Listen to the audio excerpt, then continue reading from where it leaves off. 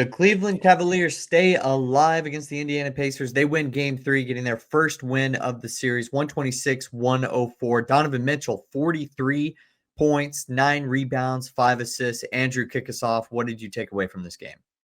Donovan Mitchell is one of the best playoff performers I have ever seen. He's averaging 40 in the second round of the playoffs, and that is with or without some of their best players. He was a plus 35 plus or minus today. He had one of the best playoff performances I think I've ever seen, and just he's been consistently putting in for this Cleveland Cavaliers team. And I mean, what can you say about him except for the fact that he's just going off the series? Genuinely, Donovan Mitchell has impressed me so much. I was kind of a Donovan Mitchell truther for the earlier part of this year. It's crazy to admit or even say that out loud, but yeah, he's just been playing unbelievable. He's got what, like over 90 points or something like that over the last couple of games. And then what is he averaging for the series? Didn't you say 45, 5 and 5? He's averaging 40 plus. I don't know if it's 45, but he's averaging somewhere. I don't know. I don't have the exact. I know it's 40 plus 5 and 5 or something like that.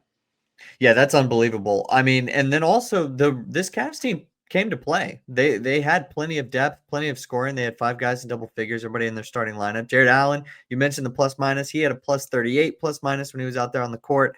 He had 19 points, 12 rebounds. When we look at this Pacers team, what exactly went wrong for them?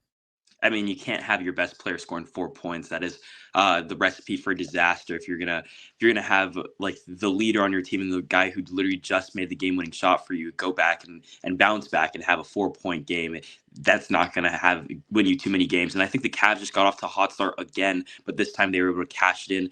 The Pacers actually ended up like reeling them back in at the end of the first quarter, tying that game up. But as soon as that going into the second quarter, the Pacers just never really felt like they stood a chance. I think they had 8 points in the second quarter up until like 2 minutes left. They finished with 13 points in that quarter.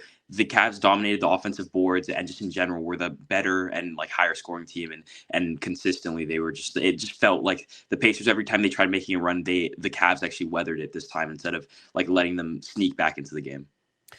Yeah, this Cavs team was definitely, it felt like there was a little bit of that desperation mode. When you go on the road after losing the first 2 home games, you have to have some effort, have some of that defense, and they were able to get that zone working. They said it all the time on the broadcast. That's what you told me before we went on. So, like, because I don't watch it with the volume on, but that was clearly noticeable, and it worked against this Pacers team. They'll obviously make adjustments for game 4, but the defense, the rebounding was a major key in this game. And then this team also shot well, too, for a good chunk of this ball game.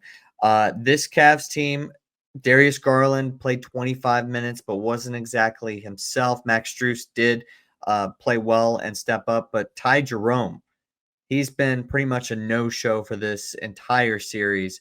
When we look at this Cavs team going into game 4, what do you think can potentially carry over from game 3?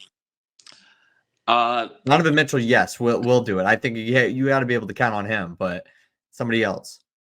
I think Evan Mobley, like being back and being the defensive player of the year at this point, he was really good for them. You talked about that zone. He was playing at the top of that zone. Usually you don't see a center or like power forward, whatever you want to classify him as, playing at the top of a zone, but he can rotate so well, and he was the best defensive player in the league this year. So I mean, him playing consistently well, him being able to come back from injury and be more like himself. Obviously, he had like, it won't register in the stat sheets as much, but he had a couple of drop balls that led to turnovers, that led to Indiana points. But as he gets his rhythm back and he's able to play well, I think that Evan Mobley will be one of the factors that he had a good game and he will continue to have good games coming back. And one of the major reasons where I think that the Pacers probably don't win those games where they come back by 20 points.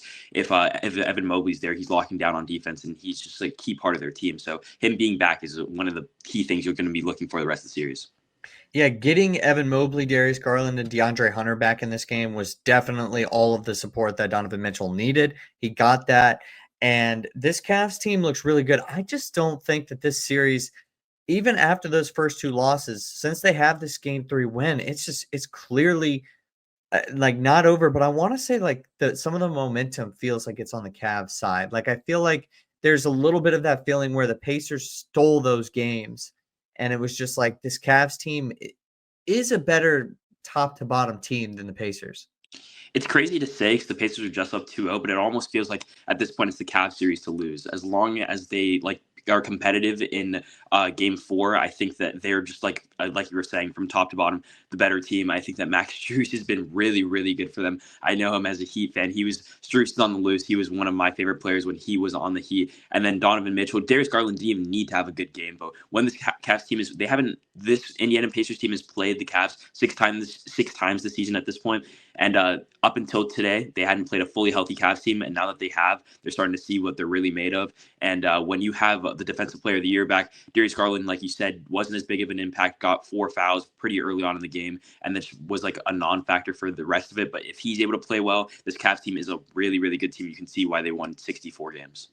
Now, looking at it from the Pacers' perspective, because I already know people are going to be potentially arguing for them also, 36-36 was the score during this game, and then the 25-4 run came into play, and Tyrese Halliburton did only have 4 points. You're probably counting on more production from him in Game 4. He's obviously been extremely clutch for them and the X factor and proving a lot of people wrong. This Pacers team definitely shouldn't be counted out, but I'll maybe present this last question before we get into some of the predictions for Game 4. What kind of help does he need? Because I think we're expecting potentially a bounce back game in Game 4. They're going to have to make adjustments. But looking at that roster, who are you expecting a little bit more from? Probably a little bit more from Aaron Nesmith. He's had a good first couple games, and then he only dropped 7 today, so maybe a little bit more from him on the offensive end. I think that this team just needs a little bit better to be a little bit better on defense. Like earlier on in the games, it feels like this Cavs team is jumping out to really hot starts, and then from then losing a little bit of their momentum. So if they can just if the Pacers as them can reel the Cavaliers in early and not let them get off to 30-point first quarters every single game, feels like that could be a strategy for success there. And then maybe individually, Pat, you need a little bit more out of Pascal Siakam. He hasn't had a very good series. He was really bad in Game 2, and they Tyrese Halliburton just bailed them out of that series. And then obviously you mentioned it, Halliburton. You can't drop 4 points to the best player on that team. I know he's struggling with a little bit of an injury, and everybody's a little bit banged up at this time of the year, though. But 4 points is you can't do that. Yeah, everybody's banged up. You kind of took mine at the end there. I was going to mention Pascal Siakam because he hasn't scored 20 in the last 4 games, and he's obviously up against the DPOY and Jared Allen as well in the front court. It's a big front court for the Cavs, so it's very difficult for a player like Pascal Siakam or of his caliber to potentially get things going against this elite Cavs team in their front court. But definitely would like to see if Tyrese Halliburton is going to score 4 points. A little bit more from him, considering he would be the maybe next guy up in that sort of scenario. Okay, looking ahead to Game 4, I personally am going to pick the Cavs. I think with Donovan Mitchell, I would be still pretty surprised if he dropped 40 points again. But I think with a little bit more rest, this Cavs team is just going to show up, give him the support that he needs, and that's going to be enough to beat this Pacers team and tie it up. I'd agree. I think that the Cavaliers take Game 4 as well, and then we're going back to Cleveland tied up 2-2.